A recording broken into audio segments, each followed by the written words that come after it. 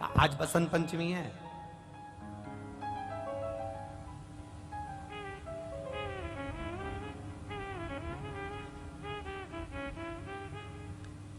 भगवान देवादिदेव महादेव का आज बसंती पुष्प से सरसों का जो फूल होता है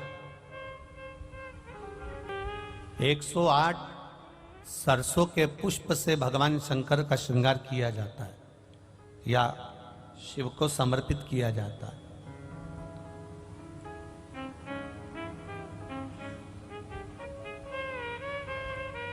अगर डॉक्टर बोल भी देता है कि ऐसा लग रहा है कि कोई बड़ी बीमारी आने वाली है, शरीर में कोई ऐसा रोग आने वाला है कि ये बहुत बड़ा रहेगा, हम उनको हमेशा कहते आए हैं कि प्रयास करना कि बसंत पंचमी के दिन सरसों के फूल 108 शंकर भगवान को चढ़ जाएं, उसके बाद जांच करवाना प्रारंभ करो, बड़ी बीमारी नहीं आएगी, बाबा उसको टाल ही देगा। उसका नाम महामृत्युंजय है,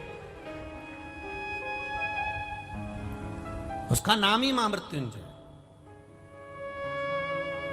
और हमने पहले भी बैतुल की कथा में कहा था कि सरसों का जो पुष्प होता है, कोई आप कार्य करने के लिए जा रहे हो, कोई ठेकेदारी करने के लिए जा रहे हो, उसमें भी सरसों का पुष्प देवादिदेव महादेव के लिए बहुत प्रबल होता है, बहुत प्रबल।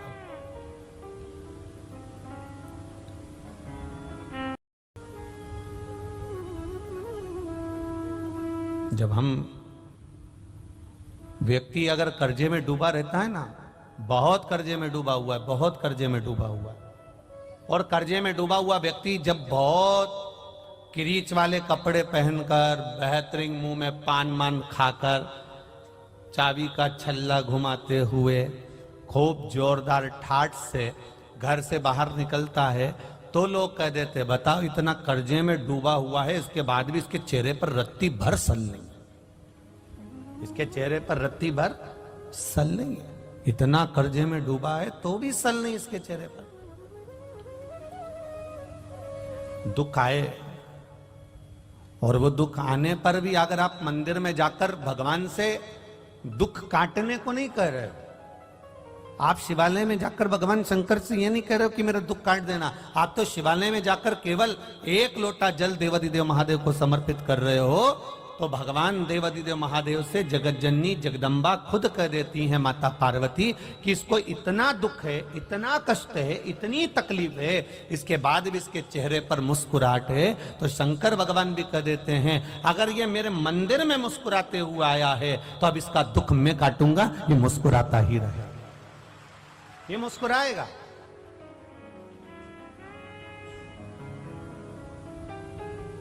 हम उसके भरोसे पर हो जाए, हमारा प्रत्येक क्षण, प्रत्येक पल, प्रत्येक घड़ी, प्रत्येक पल हमारा देवादिदेव महादेव का हो जाए।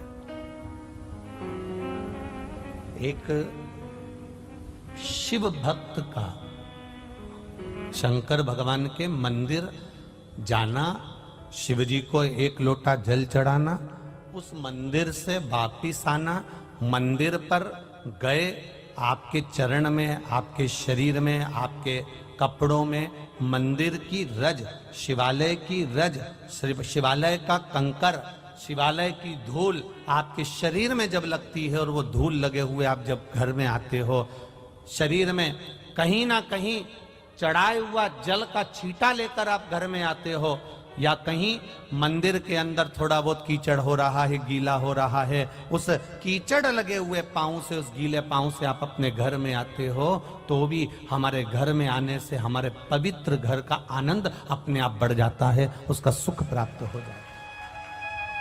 कितना सुंदर संवाद एक शिव महापुराण के अंतर्गत। कश्मीर प्रदेश में एक देवव्रत नाम का ब्राह्मण रहता था।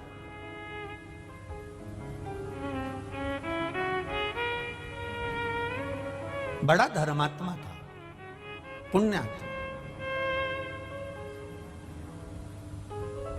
भजन करना उसका एक आनंद था।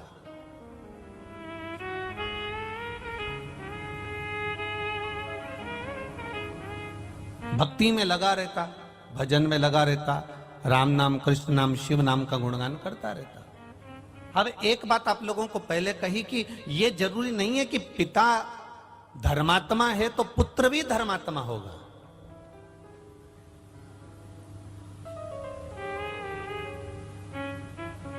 पिता अगर एक श्रेष्ठ वक्ता है तो पुत्र भी श्रेष्ठ वक्ता होगा।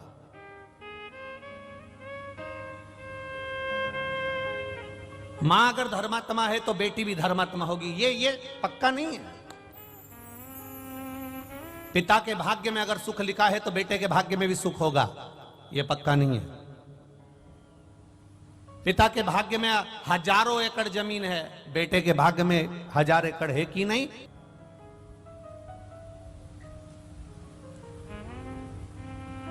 हां, यदि संस्कार अगर बच्चे को मिल रहे हैं, श्रेष्ठ संस्कारों से बच्चा अगर पोषित हो रहा है, श्रेष्ठ संस्कारों से बच्चा अगर बढ़ रहा है, बच्चा संस्कारित हो रहा है, तो यह निश्चित है कि फिर पलटकर देखने की जरूरत नहीं है। हम पहले कहे, आज फिर कहते हैं, 20 वर्ष तक माता पिता अपने बेटे को पढ़ाते हैं, लिखाते हैं, कॉलेज भेजते हैं, स्कूल भेजते हैं, कोचिंग भेजते हैं। 20 वर्ष तक माता पिता अपने बेटे को पढ़ा लिखाकर राम बनाने की चेष्टा करते हैं। 20 वर्ष तक माता पिता पढ़ाकर अपने बच्चे को राम बनाने का प्रयास करते हैं। और 20 दिन की, मात्र ओनली 20 दिवस, केवल 20 दिन, केवल 20 दिन की कुसंगति बेटे को रावण बना देती है। केवल 20 दिन की कुसंगति। 20 वर्ष तक माता पिता बेटे को राम बनाने का प्रयास कर रहे हैं। 20 वर्ष तक माता पिता बेटे को कोचिंग दे रहे हैं, ट्यूशन दे रहे हैं, अच्छी जगह पढ़ने भेज रहे हैं, ज्ञान की बातें कर रहे हैं, सब कुछ कर रहे हैं। 20 वर्ष तक माता पिता अपने बेटे को राम बनाने का प्रयास करते हैं, पर 20 दिन की कुसंगति बेटे को रावण बना देती है। कोई ऐसी संगत में बेटा पड़ जाता है, ऐसे मित्रों की संगति पड़ जाती है, ऐसे साथियों की संगति पड़ जाती है, ऐसे व्यक्ति की संगति पड़ जाती है कि उसका जीवन 20 दिन के अंदर वो रावण बन जाता है। उसका मन, चित्त, वृत्ति, उसके विचार अलग हो जाते हैं, घर से अलग।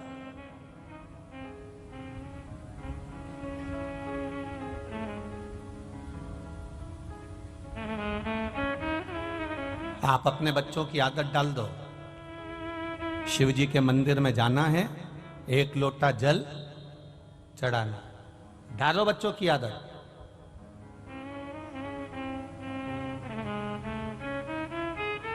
जिस घर के बच्चे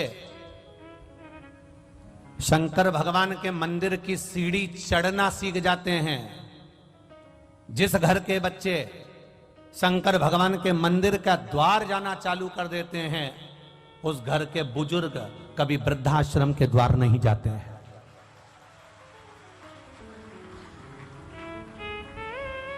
आपके बच्चे अगर मंदिर जा रहे हैं, आपके बच्चे अगर शिवालय जा रहे हैं, आपके बच्चे भगवान के मंदिर में जाकर 1 लोटा जल चढ़ा रहे हैं, प्रयास करना। आपके घर का बच्चा अगर शंकर के मंदिर जा रहा है, आपके घर के बेटा बेटी अगर शिवालय जा रहे हैं, 1 लोटा जल चढ़ा रहे हैं, 1 लोटा जल समर्पित कर रहे हैं, तो ये विश्वास मानकर चलना कि आपको वृद्धाश्रम जाने की जरूरत नहीं पड़ेगी। क्योंकि जो शिव की सेवा करना जानता है, वो अपने घर के बुजुर्गों की सेवा करना भी जानता है। उसको आता है कि मेरे घर के बुजुर्ग की सेवा मुझे कैसे करना, उसको ज्ञात है।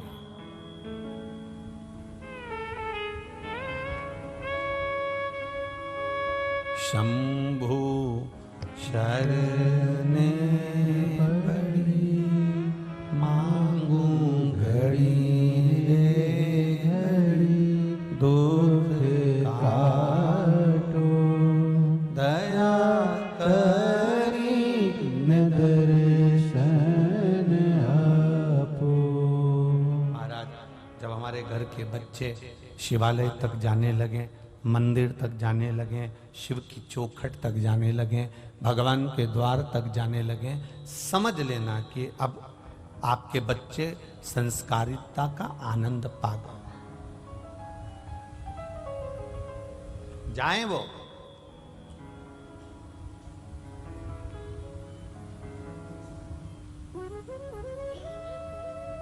देवव्रत कश्मीर प्रदेश में रहने वाला एक ब्राह्मण है देवव्रत, जो भगवान का भजन करता है, स्मरण करता है, अपनी बेटी को रोज ज्ञान देता है, प्रतिदिन अपनी बेटी को समझाता है।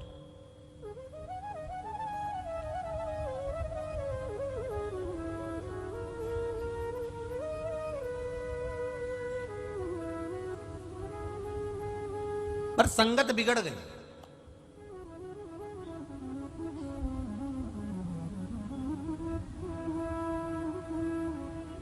अपनी बेटी से रोज कहता है कि शिवालय जाकर एक लोटा जल चढ़ा दिया कर। अपनी बेटी से कहता अगर शिवालय नहीं जा सकती तो 2 मिनट भगवान का भजन कर लिया कर। अगर भगवान का भजन नहीं कर सकती तो मंत्र जाप कर लिया कर। मंत्र जाप नहीं कर सकती तो किसी गुरु की शरणागति ग्रहण कर कर उनके द्वार की सेवा कर लिया कर। पर बेटी ना तो जल चढ़ाने जाती है, ना मंत्र जाप करती है, ना नाम जाप करती है, पर बेटी अपने पिता देवव्रत से संवाद जरूर करती है। जल चढ़ाने से क्या होगा? आपके घर के भी बच्चे कर देते कभी कभी। पानी चढ़ाने से क्या होगा?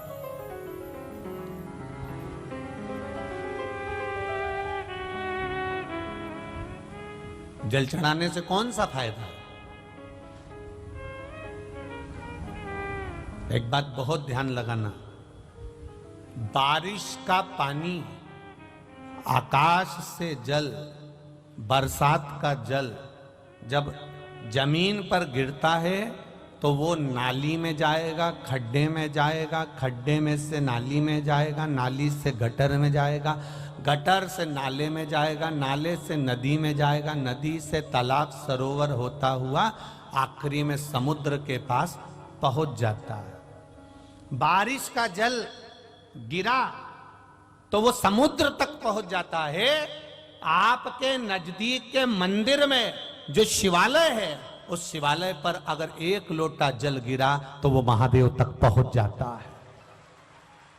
वो महादेव तक पहुंच जाएगा। आपने जो जल समर्पित करा, आपने जो जल चढ़ाया। महाराज, बेटी को दिया ज्ञान, पर बेटी मानती नहीं, प्रश्न बहुत करती है, बहुत प्रश्न। पहले का एक समय था जिस समय पर माता पिता जो कह देते थे बच्चे वो मानते थे। बीच का एक समय ऐसा आया कि माता पिता कहते जरूर है, बच्चा मानता भी है, पर मन में संशय रखता है। अभी का जो समय चल रहा है, जैसे टीवी पर वो क्या बोलते हैं उसको, डेविड, क्या बोलते हैं उसको, डेविड करना है सबको बिठा के टीवी पे, डिबेट है, ऐसे कुछ बोलते हैं ना। आज का समय केवल टीवी पर डिबेट करने का नहीं है, घर में भी रोज का डिबेट चल रहा है, प्रतिदिन का। पिताजी कहते हैं मंदिर जा, बेटा कहता है क्यों जाऊं, बस यही क्रम चालू हो जाता है। बहू कहती है सास को, सास कहती है बहू को, दोनों एक दूसरे की बात नहीं मान रहे। वो इधर पांव खींच रहा है, वो इधर पांव खींच रहा है, अंत उसका सार तत्व तक नहीं पहुंचा। मंजिल मिला क्या?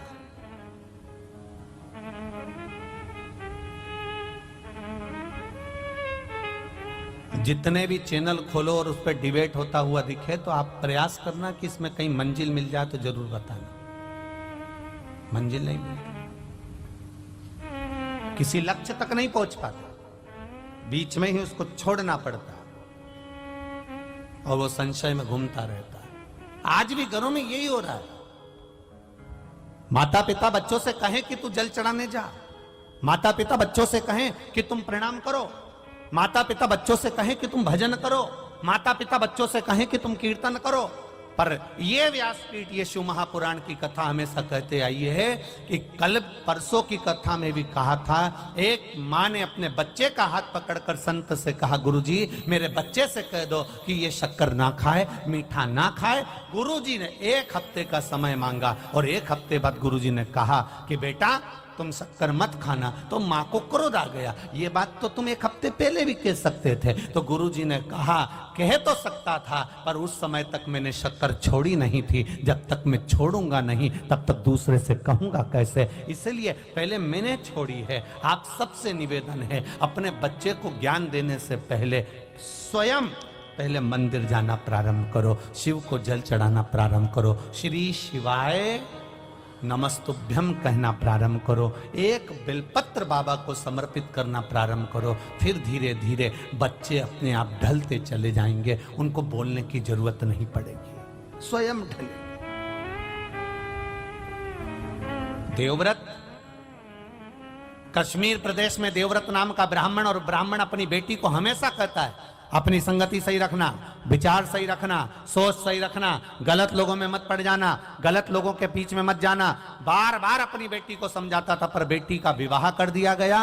बेटी का विवाह करने के बाद भी बेटी की चित्त बुद्धि सही नहीं हो पाई। वो विवाह होने के बाद भी पर पुरुषों पर उसकी दृष्टि पड़ी रही, पर पुरुष पर उसकी दृष्टि पड़ी।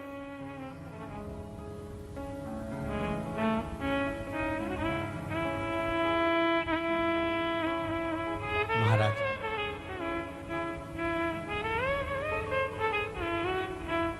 स्कंद पुराण का यह संवाद है। स्कंद पुराण का संवाद, दृष्टि गलत पड़ी रही। शादी होने के बाद भी पर पुरुष पर उसकी दृष्टि जाती थी।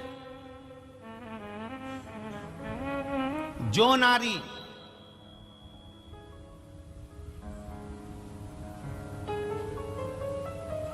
विवाह के पश्चात किसी दूसरे पुरुष के साथ में स्मरण करे, या शादीशुदा किसी पुरुष का घर तोड़ दे, वो नारी की गति स्कंद पुराण कह रही है। ये स्त्री, ये नारी, ये कन्या जिसका विवाह कर दिया गया और सोच नहीं सुधर पाई, वो नारी प्राण त्यागने के बाद में एक कुतिया का जन्म पाई। अब कुतिया तो बन गई, पर कुतिया का जन्म कैसा मिला? एक पांव उसका विकलांग था, कान टूटे हुए थे, आंखों से एक आंख फूटी हुई थी, और शरीर पूरा खुजली के कारण उसके पूरे शरीर के उस जो श्वान की योनि मिली है, कुत्ता की योनि मिली है, उसके शरीर के पूरे बाल, पूरी खाल जगह जगह से निकली हुई थी। सारी दुनिया उस कुत्ते को देख रही है, उस श्वान को देख रही है, उस कुतिया को देख रही है। सारी दुनिया उसको देखकर कहती है, बेचारा कैसा है। बताओ, आपके भी मोहल्ले में कोई कोई कुत्ता ऐसा होता होगा तो आप पे दया आती कि नहीं आती? अरे मुंह से तो बोलो, आती है ना दया? कैसा भयंकर है, बेचारे को कितना कष्ट है, बेचारे को कितना दुख है। बताओ, उसको ये रोग हो गया, उसका एक पांव टूट गया, उसके बताओ दिख भी नहीं रहा, उसको तो बेकार में पड़ा हुआ है बेचारा। अब वो कुतिया की योनि पा गई, और कुतिया की योनि पाने के बाद शरीर में उसके रोग हो गया। एक दिन देवव्रत के मन में ये बात उत्पन्न हो गई कि मेरी बेटी का हुआ क्या, मेरी बेटी जो मर चुकी है वो गई कहां? एक दिन देवव्रत भगवान देवाधिदेव महादेव के मंदिर में बैठ गया, अखंड जाप करने के लिए बैठ गया। उठता ही नहीं है, उठता ही नहीं।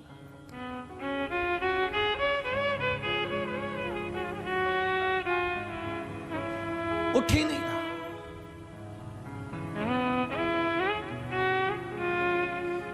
किसी किसी के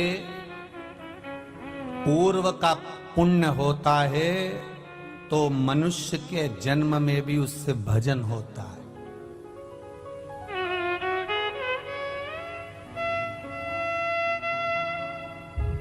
किसी का पूर्व का पुण्य हो तो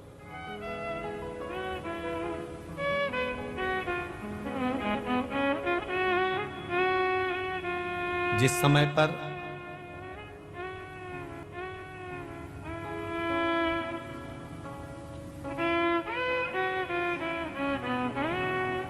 महाभारत में पांडवों में युधिष्ठिर, नकुल, सहदेव, भीम, अर्जुन ये सब थे, और जिस समय पर अर्जुन मर गया,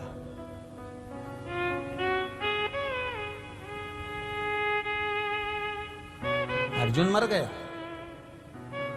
जिसने महाभारत सुनी होगी उसके स्मरण में होगा। अर्जुन मरा, अर्जुन के प्राण छूटे किस समय? जब युधिष्ठिर ने अश्वमेध यज्ञ करा और अश्वमेध यज्ञ करने के बाद में अश्व छोड़ा गया। अश्व छोड़ा गया, वो अश्व घूमते घूमते घूमते घूमते जा रहा था। अर्जुन उस अश्व के पीछे भेजे गए और अश्व के पीछे अर्जुन को भेजा गया कि ये अश्व जहां जा रहा है इस अश्व को तुम्हें देखना है, इस अश्व को छुड़ाना है। अर्जुन जहां जाते वहां दिग्विजय कर कर आते, वहां से विजय प्राप्त कर कर आते। वो अश्व जाते जाते जाते जाते जाते जाते आगे एक नगर में प्रवेश कर गया और मणिपुर नगर में जब वो प्रवेश करा, अर्जुन को मालूम था ये वो नगर है जहां पर मेरी धर्म पत्नी, देखिए अर्जुन की एक पत्नी है द्रौपदी, एक धर्म पत्नी है उनकी सुभद्रा, एक नागों की कन्या उलूपी और एक चित्रंगदा। अर्जुन को यह स्मरण में था कि यहां पर मेरा बेटा चित्रंगदा मेरी पत्नी रहती है और उसका बेटा भी यहीं रहता है बुर्बृभान। पर अर्जुन उस अश्व को लेकर अंदर प्रवेश कर गया और जब अर्जुन अंदर प्रवेश करा तो अर्जुन के बेटे को मालूम पड़ा कि मेरे पिताजी आए हैं और मेरे पिता आए हैं, तो सम्मान करने के लिए अर्जुन के पिता का सम्मान, अर्जुन का सम्मान करने के लिए बेटा उनके लिए सामान लेकर गया। तो अर्जुन को क्रोध आ गया। अर्जुन को क्रोध आया कि मैं अश्व लेकर आया हूं, एक वीर योद्धा बनकर आया हूं और तू मुझसे संबंध निभा रहा है।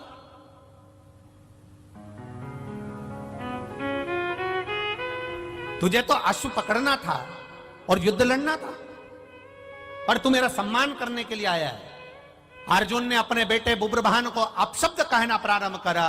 इसी समय पर नागों की कन्या उलूपी बैठी हुई थी और उलूपी ने देखा कि बुब्रभान को अर्जुन चिल्ला रहे हैं।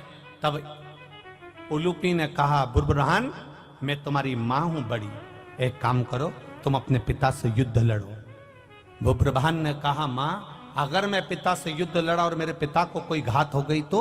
इसी समय पर उलूपी ने कह दिया, ये तो छत्राणी का जो पुत्र होता है, एक वीरानी का जो पुत्र होता है, वो युद्ध के मैदान में ये नहीं देखता कि पिता है कि कौन है, आओ और तुम युद्ध लड़ो। बस इतना कहना था और कहते से बुब्रभान ने बाण चलाना प्रारंभ करे, इधर अर्जुन ने बाण चलाना प्रारंभ करे। दोनों में भयंकर युद्ध हो गया और युद्ध होने के बाद जैसे ही युद्ध होते होते आगे तक बढ़ा, इतनी देर में बुब्रभान को भी घात लग गई और अर्जुन के प्राण छूट गए। अर्जुन मर गए, अर्जुन के प्राण छूट गए।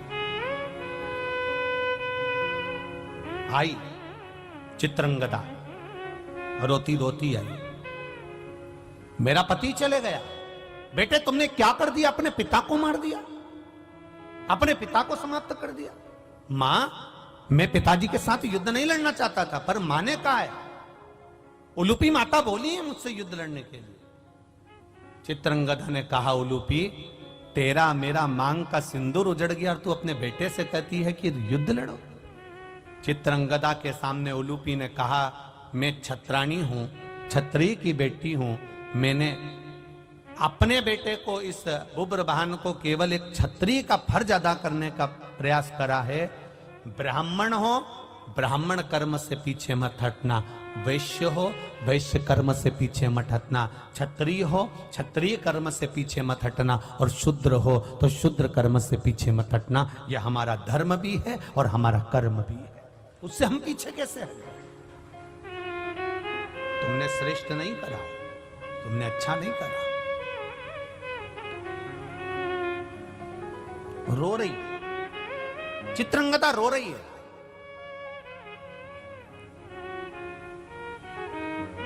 आंखों में जल भरा है, ये अर्जुन मर गए, अब जीवित कैसे होगा? उलूपी ने कहा, मैं नागों की कन्या हूं, मैं जानती हूं अर्जुन को जीवित कैसे करना, क्या कर सकती हो?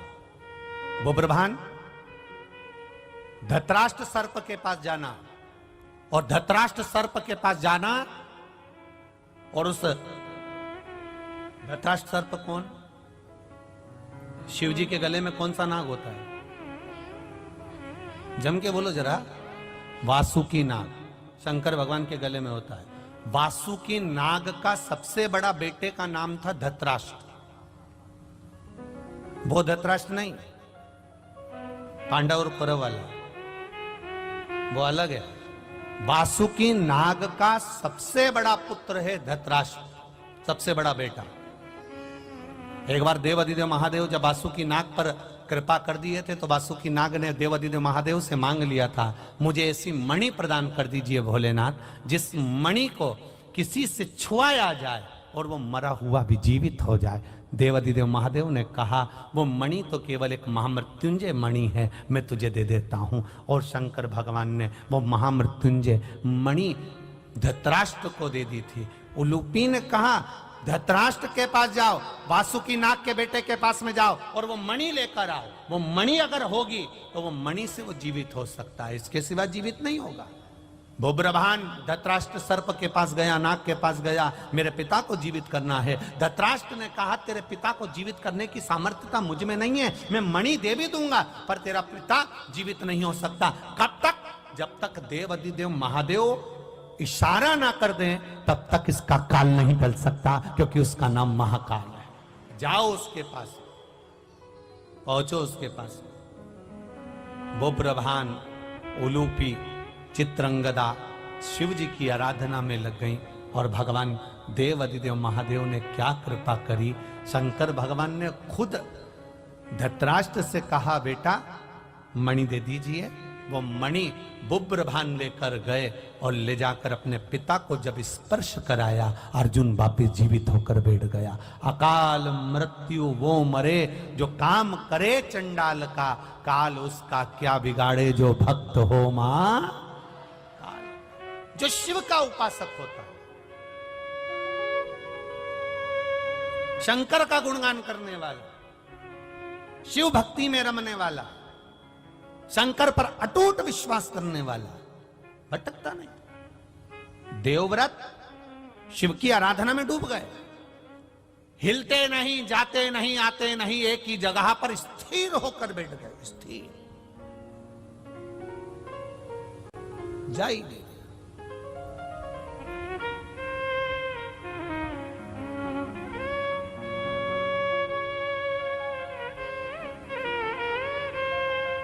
जब कोई नारी या कोई पुरुष व्रत करता है, उपास करता है, वो किसी भी देवता का उपास करे, शनिवार का करे, मंगलवार का करे, बुधवार का करे, गुरुवार का करे, रविवार का करे, तीज का करे, चतुर्थी का करे, अष्टमी का करे, एकादशी का करे, प्रदोष करे, द्वादशी करे, पंचमी करे, तीज करे, छठ करे, नवरात्रे करे, चतुर्थी करे, कोई पुरुष या स्त्री या बच्चा कोई भी व्रत करता है, जिस दिन वो व्रत रखता है उस दिन उसके शरीर में कौन सी देवी का अंश आकर विराजमान हो जाता है, जिससे वो व्रत सफल कर पाता। बोलो रे भाई, कौन सी देवी का अंश आ जाता है जिससे उसका व्रत, किसी भी व्रत को करे, वो एकादशी करे, द्वादशी करे, प्रदोष करे, सोमवार करे, मंगलवार करे, बुधवार करे, नवरात्रे करे, तीज करे, चतुर्थी करे, छठ करे, प्रदोष करे, दिवाली करे, दशहरा करे, जो व्रत उसको करना है करे, मंगलवार करे, वो कौन सी देवी एक ऐसी होती है, भगवान शंकर की वो कौन सी एक माता, एक देवी ऐसी है जो व्रत करने वाले की तप साधना में साथ देती है और उसकी तप साधना को बढ़ाने का काम करती है। वो केवल एक देवी है, शाकंभरी माता। कौन सी माता है?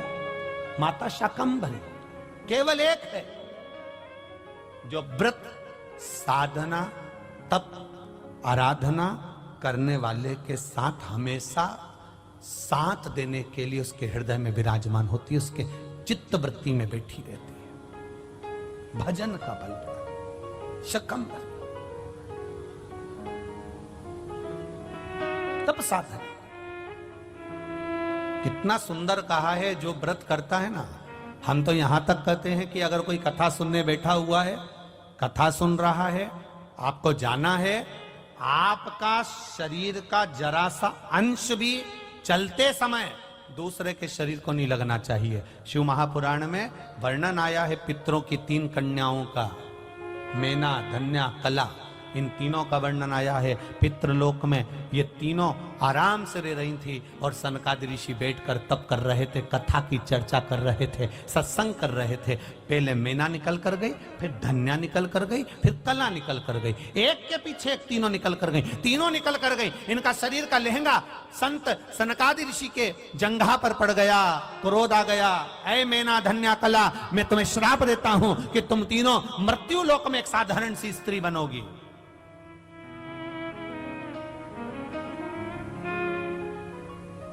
तीनों बिलख रही हैं, तीनों रो रही हैं, तीनों की आंख में आंसू भरा हुआ।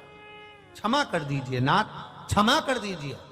सनकादि ऋषियों ने कहा, जब कोई कथा सुनने के लिए बैठता है, सत्संग करने के लिए बैठता है, सदगुरु की शरणागति में बैठता है, मंदिर देवालय में बैठता है, भगवान के भजन में बैठता है, जितनी देर वो भगवान का गुणगान करने बैठता है, उतनी देर तक उसके हृदय में शकंभरी माता का निवास होता है। शकंभरी माता ऐसे अलग से नहीं रहती। जितनी देर वो तप साधना में, भजन में, संकीर्तन में, कीर्तन में, स्मरण में डूबा रहता है, उतनी देर तक शकंभरी उसके अंदर रहती है। जब आपका शरीर जाते जाते उसको लात लगती है, शरीर का अंग लगता है, कोई सामान लगता है, शकंभरी को क्रोध आता है और वो क्रोध उसके मुख से निकलकर तुम्हें श्रापित कर देता है। इसके फल अनुसार तुम्हें तीनों को मृत्यु लोक में जाना पड़ेगा। चरणों में पड़ गई, हमारा उद्धार कैसे होगा? तब सनकादि ऋषियों ने कहा, तुम्हारा उद्धार, मेना, तुम्हारे घर में पार्वती का जन्म होगा। धन्या, तुम सुनैना बनोगी, तुम्हारी गोद में माता सीता खेलेगी। कला, तुम कीर्ति बनोगी, तुम्हारी गोद में राधा खेलेगी। ये 3 देवियां जब तुम्हारी गोद में खेलेगी, जगत का कल्याण कर देगी। वो जगत का कल्याण करेगी तो तुम्हारा कल्याण अपने आप हो जाएगा, अपने आप।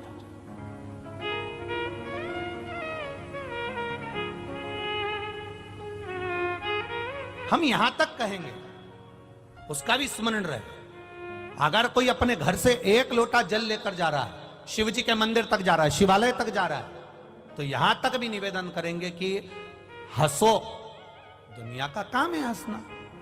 अभी आदरणीय महाराज जी कह रहे थे कि जब कोई सनातन धर्म के लिए आगे बढ़ता है, कोई अच्छे काम के लिए आगे बढ़ता है, तो दुनिया ताने भी देती है, अपशब्द भी कहती है, टांग भी खींचती है। लोग अपशब्द पर अपशब्द कहते हैं। जब आप 1 लोटा जल लेकर देवालय, शिवालय की ओर जाएंगे, तो आप जिस रास्ते से निकल कर जाएंगे, दुनिया के लोग आप पर भी हंसेंगे। लो, एक और आ गई सियोर वाला महाराज की चेली। लोग हंसेंगे, ये चल दी सावित्री बनकर, अनसुईया बनकर। दुनिया के लोग कहेंगे, अपशब्द कहेंगे, आड़ा टेढ़ा कहेंगे, बोलेंगे, पर आग लगे बस्ती में अपन रहो मस्ती। कहे तो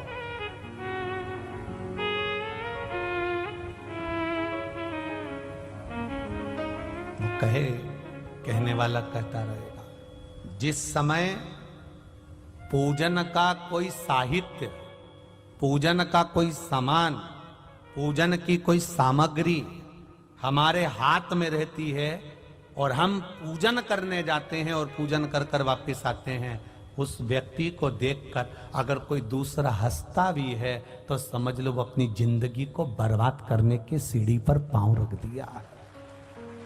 उसने अपनी जिंदगी की बर्बाद होने वाली सीढ़ी पर पांव रख दिया कि अब उसको बर्बाद हो निश्चित है। देवव्रत शिव जी के सामने बैठा है, घोर तप कर रहा है, घोर तप, अखंड तप करने में लगा हुआ, और ऐसा अखंड तप देवव्रत कर रहा है। उसको केवल एक चीज मालूम करना है कि मेरी बेटी, जिसको मैं समझा कर रह गया, वो बेटी की दशा कैसी है। तब देवव्रत ने अखंड तप करा मेरे देव अधिदेव महादेव खुद नहीं आए, मां अंबा नहीं आई, जगदम्बा नहीं आई, शिव जी ने अपने नंदी को भेज दिया। नंदीश्वर जाकर मालूम करो देवव्रत क्या चाहता है, इस देवव्रत को चाहिए क्या, जाओ जरा मालूम करो, जाओ। और महाराज तब साधना का जो बल होता है वो कोई साधारण नहीं होता। दूध में सुगंध गंध नहीं होती, दूध में सुगंध गंध कब आएगी, जब दूध को आप तपाओगे, फिर उसको जमाओगे, जमाकर फिर उसका घी निकालोगे, और घी निकालोगे तब उसमें गंध आना, सुगंध आना प्रारंभ हो जाएगी। दूध में सुगंध नहीं है, पर दूध को तुमने पहले फाड़ा, तपाया, फाड़ा, फिर उसको अग्नि पर तपाया, तपाने के बाद में जब वो धीरे धीरे धीरे धीरे धीरे धीरे घी बना, तब उसमें सुगंध आना प्रारंभ हो गई। उसी तरह मनुष्य में उतना आनंद सुख कैसे प्राप्त हो सकता है, शंकर की भक्ति कैसे प्राप्त हो सकती है, तो कहा दुनिया के लोग अपशब्द कहकर तुम्हें तपाएंगे, अपशब्द कहेंगे, ताने देंगे, गाली देंगे, आड़ा टेढ़ा कहेंगे, फिर भी तुम भगवान शिव के शिवालय में जाती रहना। जब तपते रहोगे, तपते रहोगे, तपते रहोगे, तो एक दिन सुगंधित घी बन जाओगे और आपका जीवन सार्थक हो जाएगा। तपाएंगे लोग, कहेंगे, दुनिया के लोग कहेंगे जो कहना।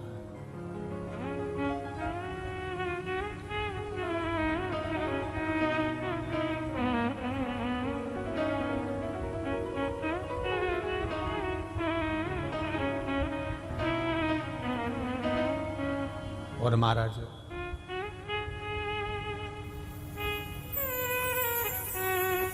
जब हम भगवान की शरणागति में जाकर बैठ जाएंगे, तप ले, तप लो खूब दिल से।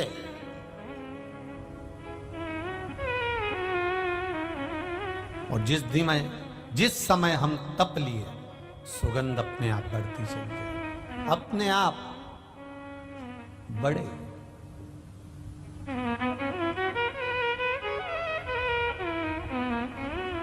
शिव कथा कह रही,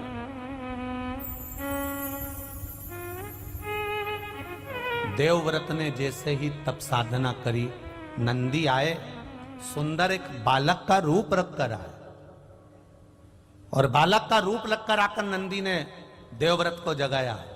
स्कंद पुराण का ये संवाद प्रत्येक शिव भक्त के लिए बहुत मायने रखता है। ये संवाद पहले की कथाओं में नहीं निकल पाया, पर कंजरी गांव में संतों के सानिध्य में सीताराम महाराज और ये पावन गुप्त नवरात्रि के अवसर पर यह संवाद निकला है, जो संपूर्ण विश्व के कल्याण के संवाद। बड़ा ध्यान रखना, नंदी 5 वर्ष के बालक का रूप रखकर आए, और नंदी देख रहे हैं कि देवव्रत समाधि में लीन है, तप में लीन है, भगवान की भक्ति में लीन है।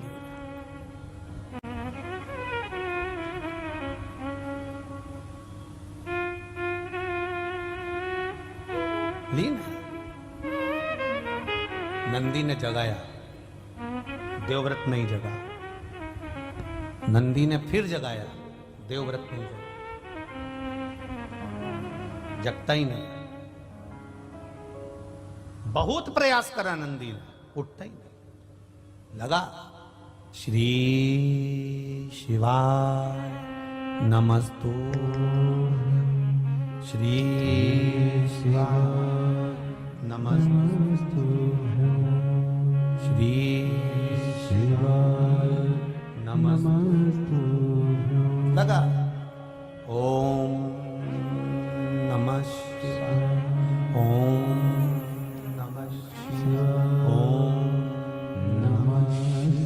तप में लीन। नंदी ने देखा कि यह जगता नहीं है। मंदिर में जो घड़ियाल था, उस घंटाल को नंदी ने बजाना प्रारंभ करा। देवव्रत नहीं उठता, उठा ही नहीं।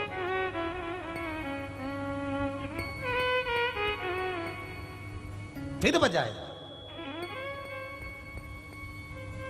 आखिरी में देवव्रत के नेत्र खुले। 5 वर्ष के बच्चे को देखकर थोड़ा क्रोध देवव्रत को आया। कारण मैं बेटा तप कर रहा था, और मैं बैठकर अगर तप कर रहा हूं तो मेरे तप साधना को क्यों नष्ट कर रहा है। आ जाता है कभी कभी क्रोध। घर में बूढ़ी बूढ़ी माताएं, जब दादी माएं, जब बुजुर्ग माताएं सेवा करती है और घर का छोटा छोटा बच्चा उनका सामान लेकर भग जाए, दिया ले गया, दीपक ले गया, अगरबत्ती उठा के ले गया, ठाकुर जी को जो भोग धरा रही थी भोगी उठा के ले गया, जो मोहन थाल रख रही थी मोहन थाली ले गया, कहीं ठाकुर जी की माला जी उठाकर ले गया, तो दादी को क्रोध आ जाएगा। पर उसको क्रोध नहीं आना चाहिए। भगवान परीक्षा ले रहा है, भगवान देख रहा है कि ये क्रोध करती है कि नहीं करती है। भगवान ये देखता है। अब इसको 5 वर्ष के बच्चे पर क्रोध आ गया। देवव्रत को क्रोध आया, उठकर खड़ा हुआ। जैसे ही खड़ा हुआ इतने में बच्चे ने कह दिया, बाबा आपको तप करते हुए देखकर मेरे मन में एक प्रश्न आया है। आप तप किसके लिए कर रहे हो? आप साधना किसके लिए कर रहे हो? आप व्रत किसके लिए कर रहे हो? आप उपास किसके लिए कर रहे हो? किसके लिए?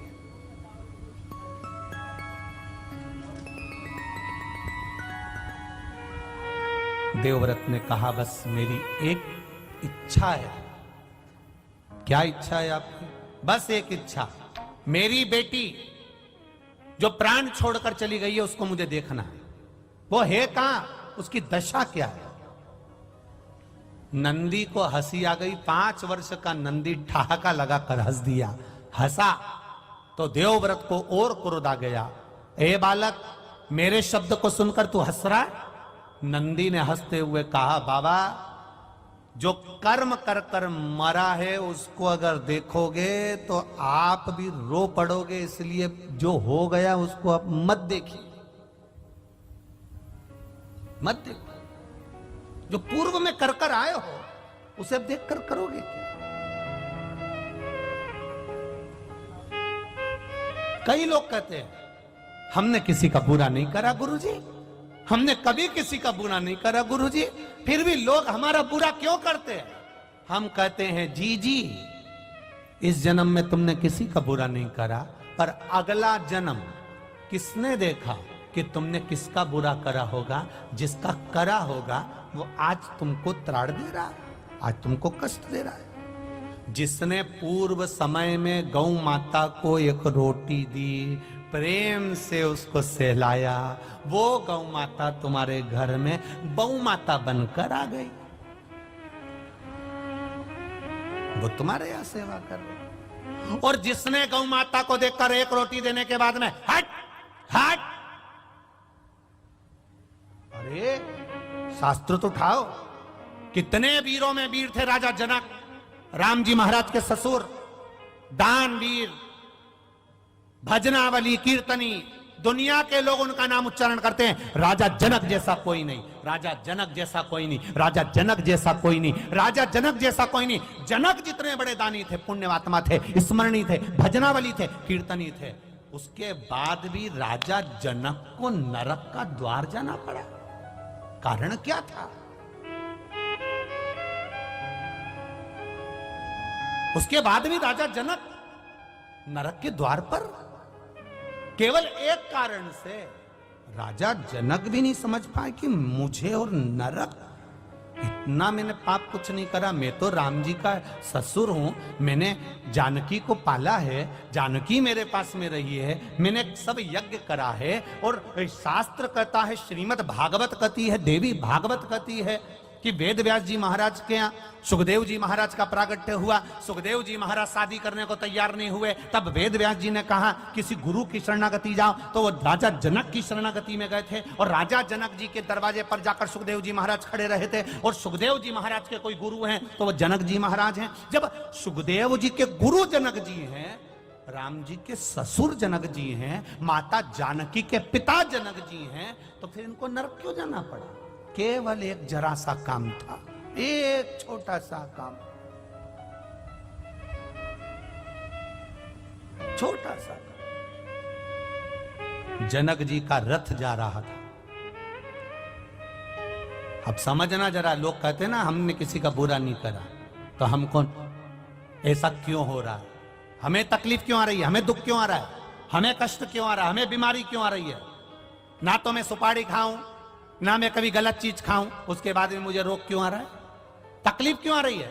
पूर्व का राजा जनक जी महाराज का रथ जा रहा था, जाते जाते रथ बीच में जब पहुंचा, सामने गाय खड़ी थी, गाय खड़ी, और इतने में जनक जी ने कहा एक काम करो कि गाय को थोड़ा सा हटाने का प्रयास करो। रथ के बीच में गाय खड़ी है, गाय हट नहीं रही। जनक जी नीचे उतरे और गौ माता के आगे हाथ जोड़े, आप हट जाओ, नहीं हटी। इसके बाद राजा जनक ने गाय को धक्का देकर बस थोड़ा सा साइड में करा था, बस एक अंश की गलती कर दी थी कि गाय को एक हाथ से धकेल कर पीछे की ओर हटाया था, और गाय के पीछे से जनक जी महाराज निकल कर चले गए थे। तो चित्रगुप्त महाराज और धर्मराज ने कह दिया, कौन आया है, राजा जनक बड़े पुण्यात्मा हैं, बड़े धर्मात्मा हैं, पर इन्होंने गाय को जाना था उधर, रास्ता चेंज कर दिया था इधर का, इसलिए इनका भी स्वर्ग का रास्ता चेंज कर दिया। जाना था स्वर्ग, घूमते हुए लेकर जाए, ले जाओ, रास्ता चेंज करो, बदलो रास्ता। जनक जी महाराज जब रास्ता बदला गया स्वर्ग जाने का, नरक से होते हुए जा रहे थे, नरक में पड़े हुए जीव सब चिल्ला रहे थे।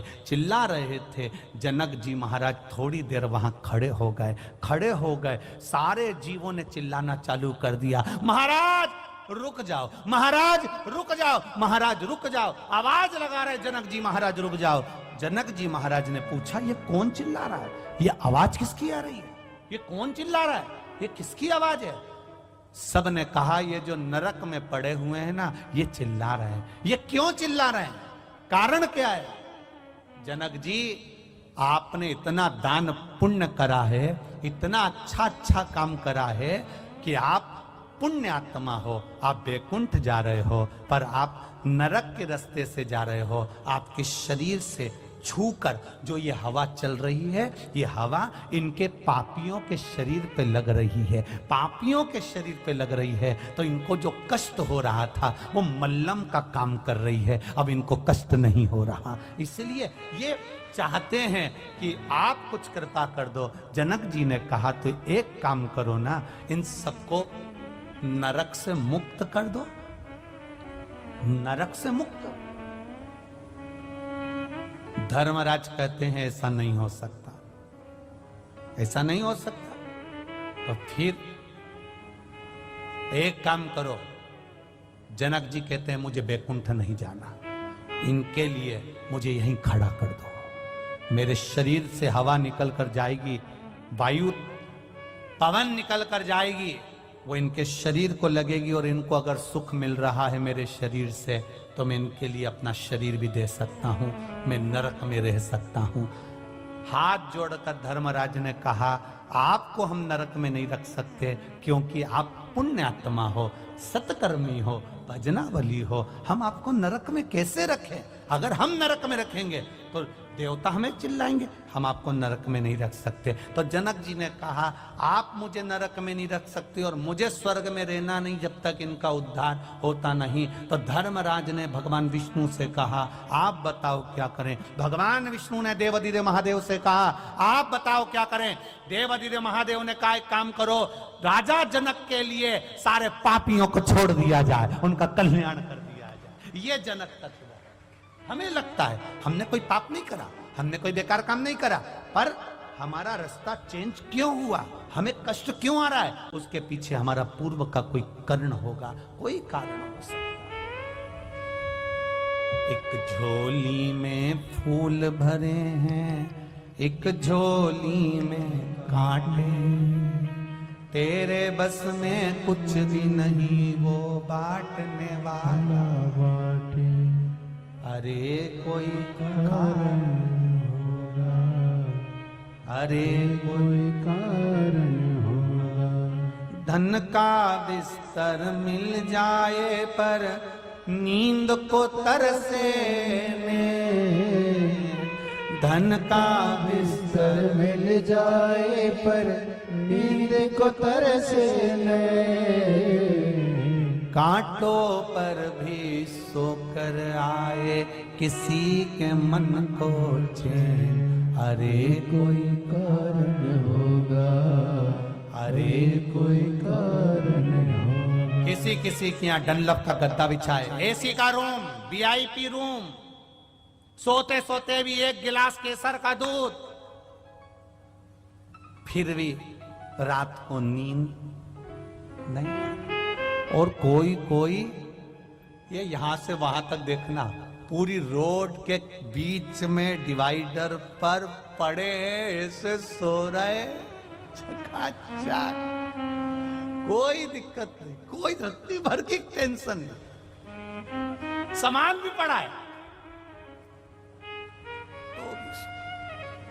और एक अपन वीआईपी गद्दा, वीआईपी भोजन, एसी का रूम, चकाचक, न मच्छर न मक्खी, सब वीआईपी। उसके बाद भी रात भर करवट बदलते रहे, कहीं घुटना, कहीं कमर, कहीं पीठ, कहीं हाथ, रात भर दुखता रहा। और यहाँ धन का बिस्तर मिल जाए पर नींद को तरसे, और कांटों पर भी सोकर आए किसी के मन को चैन। अरे कोई कारण होगा, अरे कोई कारण होगा। सांप भी डस ले तो मिल जाए किसी को जीवन दान।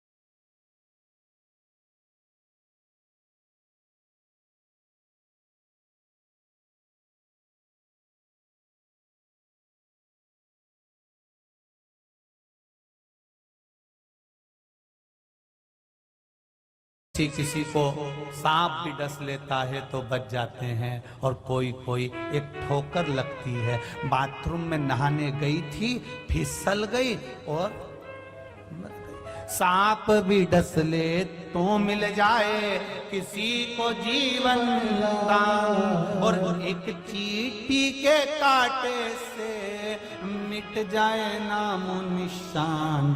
अरे कोई कारण होगा, अरे कोई कारण होगा। एक झोली में फूल भरे हैं, एक झोली में कांटे, तेरे बस में कुछ भी नहीं वो बांटने वाला बाटे। अरे कोई कारण होगा, अरे कोई कारण होगा। बिना कारण के कुछ नहीं मिल सकता, कारण जरूर है।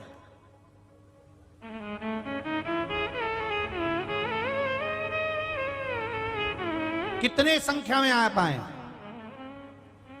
3-3 पंडाल भरे पड़े, हजारों की तादाद में आप लोग आकर विराजमान हुए, और इससे भी ज्यादा लोग कंजरी और हालोल में रहते होंगे। क्या सब कथा में जाके बैठ गए क्या? नहीं। अरे कोई कारण होगा। ये आने का प्लान भी बनाए थे, इनने विचार भी करा होगा कि 26 जनवरी की छुट्टी पड़ेगी, अपन चले। इनने सब प्लान बनाया। इनके प्लान से क्या होता है, पहले महादेव को भी तो प्लान बना दो कि तेरा क्या होगा रे कालिया। यहां बुला लेंगे तो फिर तो सर्टिफिकेट मिल जाएगा। अगर यहां बुला लिया, यहां तक पहुंच गया, तो इसको एक प्रमाण पत्र मिल जाएगा। ये प्रमाण पत्र लेकर ऊपर पहुंच गया तो देख लो, शिव महापुराण की कथा में गया था कंजरी, यमराज मेरे से तो कुछ बोलना ही मत, 30 डिग्री है। तो भोलेनाथ ने भी सोचा भैया जितनों को डिग्री देना है उतनों को ही बुलाओ, बाकी को डिग्री से दूर रखो, नहीं तो ये आफत कर देंगे। वैसे ही गुजरात वालों ने बहुत आफत करके रखी है दिल्ली में बैठकर। अब बोल तो बोल, तो इन्होंने कहा इनको नीचे ही पावागढ़ में इनको पंछी डाले उड़ के जा, पावागढ़ इनको वही गरबा रंगने दे।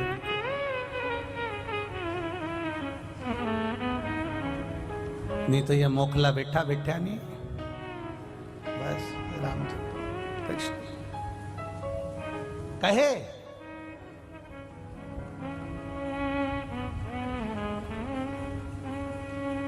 देवव्रत से पूछा, बोलो पूर्व का क्या देखना है तुमको? मेरी बेटी का जीवन देखना है मुझे, मेरी बेटी, मेरी ही बेटी। मत देख, देवव्रत रोएगा तड़फेगा बेटी की दशा देखकर। नहीं, मुझे अपनी बेटी देखना। भगवान शंकर का शिवलिंग पर लगा हुआ चंदन नंदीश्वर ने उठाया, देवव्रत के मस्तक पर लगाया। देवव्रत से कहा नेत्र बंद कर ले, शिव का स्मरण कर ले, तेरी बेटी तुझे नजर आ जाएगी। जो चंदन लगाया, भस्म धारण कराई, देवव्रत ने देखना चालू करा, देखना चालू करा।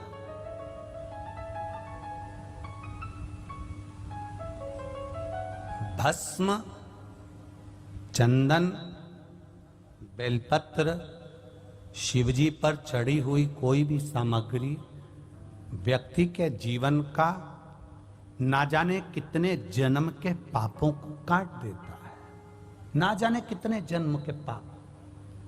काशी में एक व्यक्ति टेबिल लगाया हुआ था, वो टेबिल लगाकर उस पर भस्म बेच रहा था, भस्म बेच रहा, भस्म का पैकेट। एक अंग्रेज आ गया, अंग्रेज ने आकर पूछा क्या है ये? उसने अपनी भाषा में कहा, उसने कहा यह भस्म है लगाने की। अच्छा, उसने पैकेट उठाया, देखा, देखते से ही बोला इसकी एक्सपायर डेट कब की है? अब वो टेबल पर जो बैठा था भस्म बेच रहा था, वो अंग्रेज को ऊपर से नीचे तक देख रहा कि भस्म की एक्सपायर डेट पूछ रहा। टेबल पर भस्म बेचने वाले ने कहा कि इसकी एक्सपायर डेट तो नहीं मालूम, पर यह पक्का है कि तू सिर पे लगाता रहेगा तो तेरी एक्सपायर डेट आगे खसकती रहेगी, ये पक्का। इसकी नहीं मालूम कि इसकी एक्सपायर डेट कब की है, ये कब समाप्त होगी, पर तेरे समाप्ति की जो तारीख है वो इस भस्म को लगाने से आगे बढ़ती चली जाए। ये निश्चित है, ये पक्का है, ये सहज नहीं है। बड़े देवव्रत से 5 वर्ष के नंदी पूछ रहे हैं कि आप तप क्यों कर रहे हो? कहा मेरी बेटी के बारे में मुझे जानना है, उसका जन्म कहाँ हुआ, कैसे है वो, क्या कारण से उसका क्या जन्म हुआ, वो मुझे समझना है। नंदीश्वर ने कहा मत देखो अपने पूर्व के जन्म को, उसके हुए जन्म को, रोगे तुम। नहीं महाराज, मुझे देखना है। तो देखना है, भस्म लगा दी, चंदन लगा दिया। चंदन और भस्म जिसके मस्तक पर लग जाता है उसको पूर्व का किया गया पाप कर्म भी उसका कट जाता है। और जैसे ही देवव्रत ब्राह्मण का पाप कर्म घटा, उसने अपनी बेटी के जीवन को देखा तो वो एक कुतिया की योनि में, एक श्वान की योनि में पांव टूटा हुआ है, कान कटा हुआ है, आंख फूटी हुई है, मुख से ज्यादा कुछ खा नहीं सकती, शरीर के पूरे बाल निकल गए। जैसे एक कोई कुत्ते को तुमने देखा होगा, उसका पूरा शरीर बेकार हो जाता है, वो पड़ा हुआ है। देवव्रत रो रहा, रोने लगा देवव्रत, उसकी आंखों से आंसू बहने लगे देवव्रत की। और देवव्रत की आंख से जब आंसू बहने लगे, रोने लगा, नेत्रों से नीर बहने लगा, जल बहने लगा। नंदी करे क्यों रो रहे हो? देवव्रत कहता है मेरी बेटी की यह दशा मुझसे नहीं देखी जाती, कुछ कृपा करो। भगवान नंदीश्वर ने कहा कृपा करने वाला तो केवल एक है, वो देव अधिदेव महादेव है। बड़ा सरल, बड़ा सहज, बड़ा सरल है। एक लोटा जल चढ़ा दो और वो सारी समस्या का हल कर देता है। ऐसा देव अधिदेव महादेव। एक हॉस्पिटल होता है, एक एम्बुलेंस होती है। हॉस्पिटल और एम्बुलेंस दोनों में अंतर है। हॉस्पिटल चलकर तुम्हारे पास तक नहीं पहुंचेगा, चलकर कौन पहुंचेगी? एम्बुलेंस। प्राथमिक उपचार करती करती एम्बुलेंस तुम्हें हॉस्पिटल तक ले जाएगी और फिर तुम्हें ठीक कर देगी। ये शिव महापुराण की कथा नहीं है, ये 7 दिन की एम्बुलेंस है जो आकर बैठ गया और परमात्मा के चरणों तक पहुंच गया। हे दुख, जीवन है, मनुष्य का शरीर है, मानव की देह, ये मानव का शरीर मिला है। ऐसा नहीं कोई संत, कोई साधु, कोई गुरु, कोई महात्मा, कोई जोगी, कोई सन्यासी, कोई तपस्वी, कोई साधक, कोई उपासक, कोई आपसे कह दे कि मैं आपको ऐसा कर देता हूं कि आपको दुख ही नहीं आएगा, तो फिर आप उसके हाथ जोड़ लेना और कह देना जब राम जी थे उन पर भी दुख था, उनके भी गुरु एक से बढ़कर एक थे, तो फिर वो दुख क्यों नहीं काट सके? दुख आया है तो झेलना तो पड़ेगा। बस भजन के बल पर वो दुख थोड़ा थोड़ा कटते चले जाता है और हम परमात्मा के होते चले जाते हैं। कोई कहे तुमसे कि दुख नहीं आएगा, कपट नहीं आएगा, तुम्हारे जीवन में तकलीफ नहीं आएगी, कष्ट नहीं आएगा, हो ही नहीं सकता, नहीं हो सकता, बिल्कुल नहीं हो सकता। दुनिया के दुख हरने वाले पर भी दुख आन पड़ा,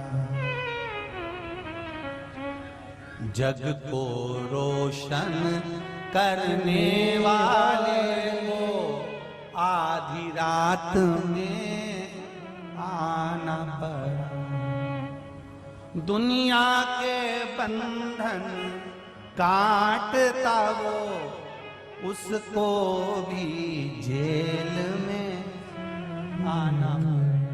जो दुनिया के बंधन काटता है वो कारागार में जन्म ले रहा है, साधारणता नहीं है, ये पूर्व के कर्म का भोग। एक चिड़िया को सीता जी ने कैद में रखा, मां जानकी को कैद में रहना पड़ा। राम जी ने छुप कर मारा था बाली को, उस बाली ने छुप कर मारा भगवान कृष्ण के चरणों में मारा। जरा नाम का व्याघ्र बनकर, कर्म का भोग है, भोगना जो पूर्व में किया आज भोगेंगे, आज करेंगे, फिर भोगेंगे, उसको कौन टाल सका? देवव्रत रो रहा है, मेरी बेटी की ये दशा, एक स्वान की योनि, एक कुतिया की योनि, मेरी बेटी की। बिलक पड़ा, रोह पड़ा, कुछ नहीं कर रहा। शंकर भगवान के शिवालय को, शिवलिंग को पकड़ लिया और पकड़कर देवव्रत आंख से आंसू बहाने लगा।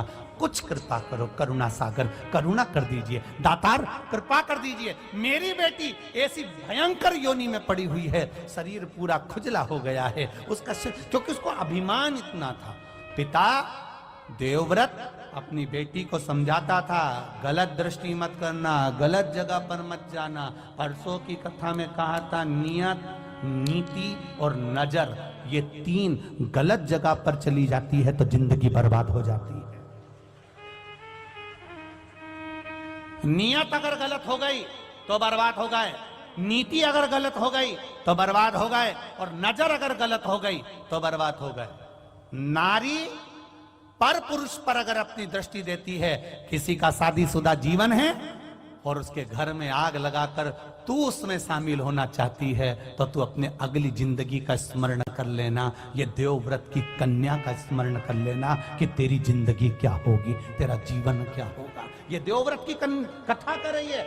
एक इतना बड़ा ब्राह्मण, ऐसा साधु, ऐसा सन्यासी, ऐसा तपस्वी, ऐसा साधक, ऐसा उपासक जो भगवान शिव की भक्ति में लगा है, तो भी इस कन्या को भोगना पड़ रहा है। क्यों? कर्म का भोग है। तेरी शादी हो गई थी, जिस पुरुष के साथ तू रह रही थी उसकी भी शादी हो गई थी, उस नारी को रोना पड़ रहा था, हाथ जोड़कर कहती थी मेरे पति को छोड़ दे, मेरे पति को त्याग दे, पर तू उससे इतनी आसक्ति कर बैठी, इतनी आसक्ति कर बैठी इस शरीर के चक्कर में। अब शरीर का सुख अब भोग ले। पांव टूट गया, आंख फूट गई, कान कट गया और पूरा शरीर खुजेला होकर और पड़ा है एक कोने में। देवव्रत रो रहा है, मेरी बेटी का उद्धार कैसे होगा, मेरी बेटी का उद्धार कैसे होगा। ये केवल स्त्री के लिए नहीं है कथा, पुरुषों के लिए भी है। तुम भी स्मरण करना, किसी के साथ अगर गलत कर्म किया है तो तैयारी रखना, ये अगर स्वान रूप में कुतिया बन सकती है तो तुम भी कुत्ता तो बन ही सकते हो। स्मरण रहे आपको, स्मरण रहे। नियत, फिर बोलो 3 चीजें, नियत, नीति, ये बहुत काम की है, ये नजर बहुत ध्यान रखिए। सबसे ज्यादा लफड़ा यही करती है, सबसे ज्यादा दिक्कत इसी की है। भोगना सबको पड़ता है। एक आम के पेड़ पर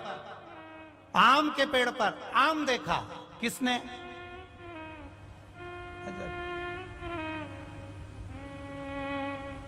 ललचाई कौन? आम तक कौन लेकर गया? चढ़ा कौन? तोड़ा किसने? हाथ। खाया किसने?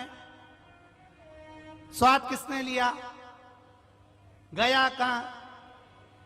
और माली ने पकड़ लिया और जो दोचना चालू करा। पिटा कौन? रोया कौन? जैसा कर्म करोगे वैसा भोगोगे। देखा भी तू नहीं था, अब रोए भी तू। कर्म तेरा है, भोगो। बस तुम भी देख लो, किसी भी नारी को, स्त्री को, पुरुष को गलत दृष्टि से देख लो, फिर याद रखना, दरवाजे पे लिख लेना तेरा क्या होगा रे कालिया। तैयारी कर लेना, होगा। मत बुरे कर्म कर बंदे, वरना पछताएगा। भगवान की आंखों से तू बच नहीं पाएगा, तू बच नहीं पाएगा। अरे ओ अज्ञानी, मत करना दानी, तेरे कर्म का फल भी तू ही पाएगा। जैसा किया तूने तेरे आगे आएगा। मत बुरे कर्म कर बंदे, वरना पछताएगा।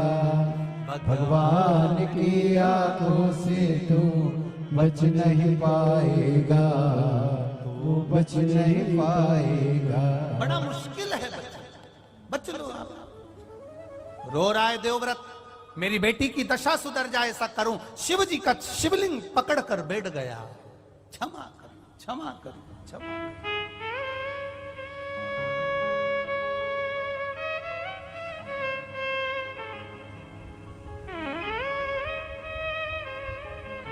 कहा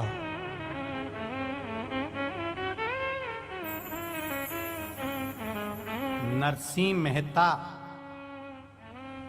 यही गुजरात के जूनागढ़ के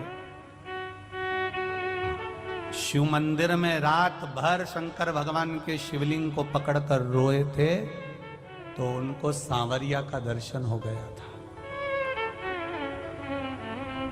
यही नरसिंह मेहता जूनागढ़ के सांवरिया के भक्त थे, पर सांवरिया का दर्शन कभी नहीं मिला था। शंकर जी का शिवलिंग पकड़कर रोए तो शंकर भगवान प्रकट हो गए, मांग तुझे क्या चाहिए? सांवरिया का दर्शन चाहिए, चल मेरे साथ। नंदी पे बिठा कर ले गए, नंदी पे। सांवरिया गौलोक धाम में रास कर रहे थे राधा जी के साथ में, ले जाके इनको खड़ा कर दिया। सांवरिया सेठ नाचते नाचते नाचते नाचते जो नरसिंह जी को देखे तो पूछ लिया, यहां तो लोग मरने के बाद आते हैं, तू तो जीते जी आ गया, कौन लाया तुझको यहां? नरसिंह जी बोले, जो लाया है वो बाहर खड़ा है। तो क्या उसको अंदर क्यों नहीं लाया? क्योंकि मैं अंदर नहीं जाऊंगा। पूछा क्यों? कि जो अंदर नाच रहा है वो नाचने में एक्सपर्ट है, जिसको देख लेता उसको नचाना चालू कर देता। एक बार की बात है, भगवान सांवरिया सेठ ब्रजभूमि में लीला कर रहे थे और मैंने पार्वती जी से कहा था कि मुझे भी रास मंडल में जाना है। पार्वती जी ने खूब मना करा, पर मैं नहीं माना। फिर मैंने, पार्वती जी जब मेरा श्रृंगार नहीं करी तो मैंने खुद 3-4 ब्यूटी पार्लर बुक कर दिए, और 4 पार्लर बुक करे। तब वहां से कोई आया, फिर आके उन्होंने मेरे केश खोले और उनको चोटी बनाना चालू करा। 6 महीने तो उनको बाल सुलझाने में लग गए। तब उन्होंने चोटी तैयार करी, फिर मुझे साड़ी पहनाई, मेरा सुंदर श्रृंगार करा। सुंदर सुंदर। नरसिंह जी बोले सांवरिया सेठ से, मैंने उनसे कहा भी, तुम्हें कोई पहचाना नहीं? सांवरिया सेठ से बोल रहे नरसिंह जी कि मैंने उनको कहा कि तुम्हें कोई पहचाना नहीं। तब सांवरिया सेठ वो भोलेनाथ जी कह रहे थे कि वो पार्लर वालों ने ऐसा श्रृंगार करते हैं, ऐसा श्रृंगार करते हैं कि वो तो जब मुंह धुलता है तब मालूम पड़ता है कि है क्या। तब समझ, ऐसे तो मालूम ही नहीं पड़ता।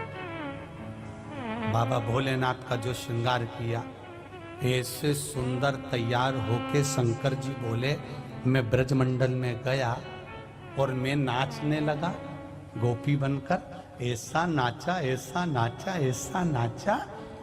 अब सांवरिया सेठ के पास में इसलिए जाना नहीं चाहता क्योंकि नाचते नाचते इनकी बुद्धि ना जाने कहां चली गई।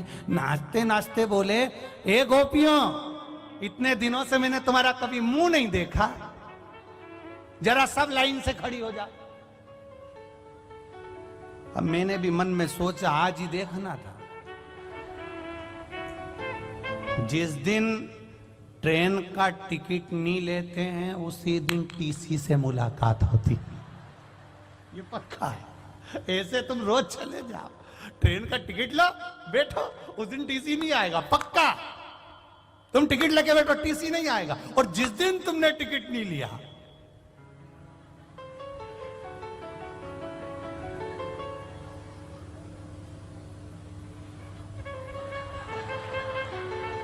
आ रहा, कुछ भय लगा हुआ है, आ रहा।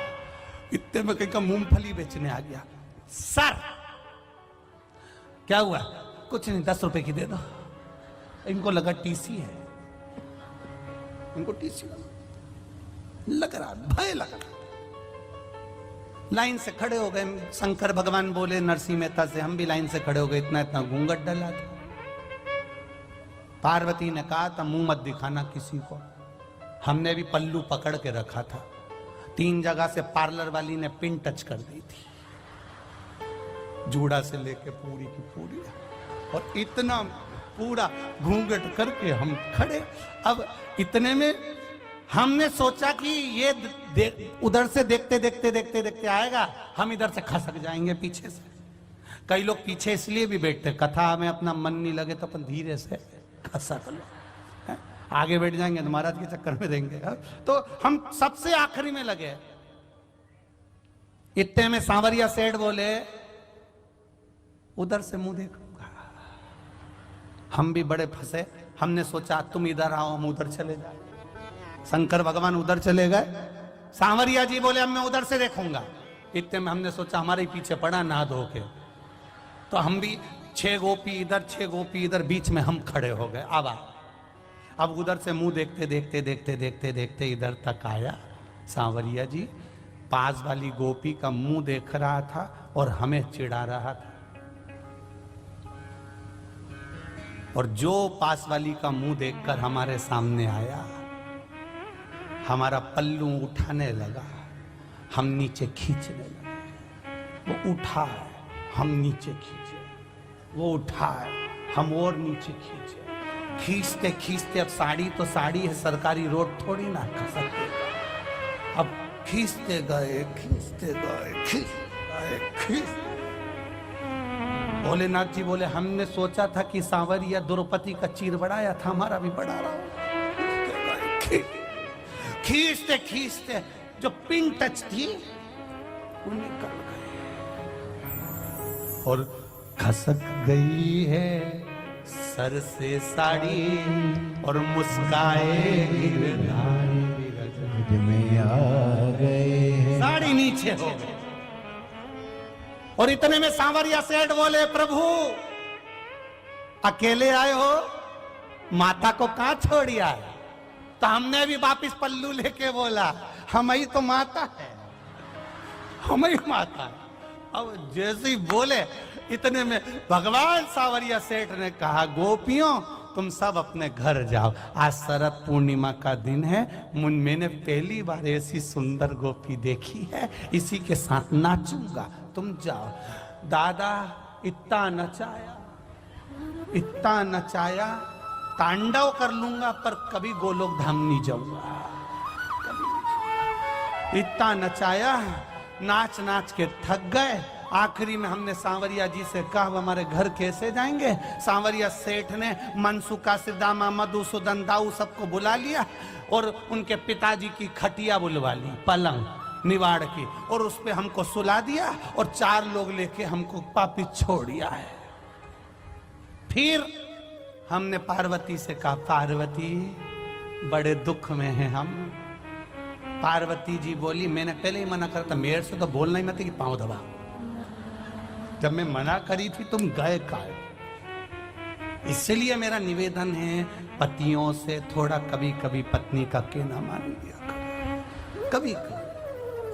पार्वती ने मना, पार्वती ने मना किया था ना माने त्रिपुरारी। बिरज में आ गए, ओ बिरज में आ गए। पार्वती से बोले मैं भी चलूंगा तेरे साथ में, राधा संग श्याम नाचे मैं भी नाचूंगा तेरे साथ में, तेरे साथ में। फिर खड़े हो गए।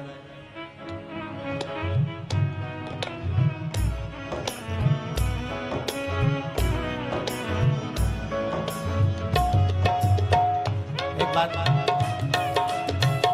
महाराज जी, आदरणीय परम पूज्य गुरुदेव रामशरण दास जी महाराज जी से जरूर पूछूंगा कि कंजरी वाले ने खाया क्या?